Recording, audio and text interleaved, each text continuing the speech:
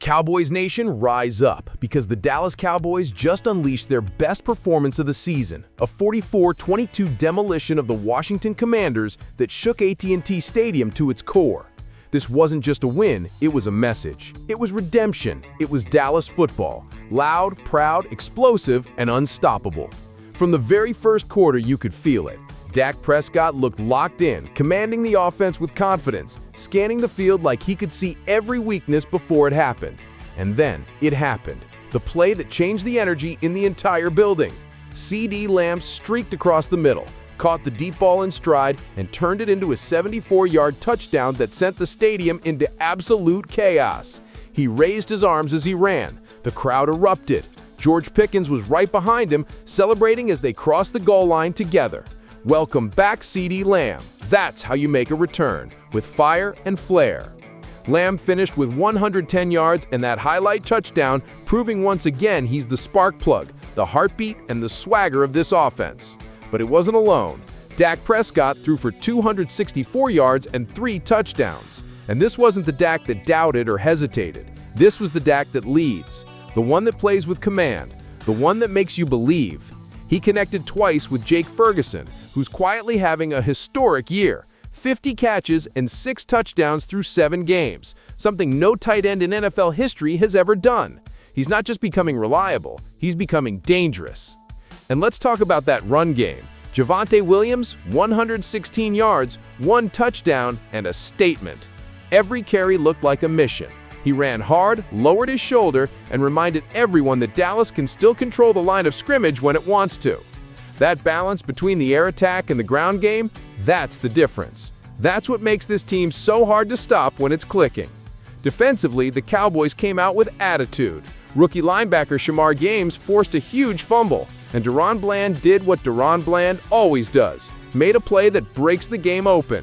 A 68-yard pick six that felt like the moment the defense finally exhaled and said, "We're back."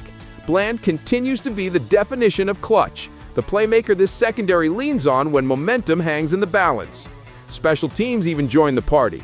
Brandon Aubrey drilled a 61-yard field goal, his 5th from 60 or more, setting an NFL record. This guy isn't just consistent, he's automatic.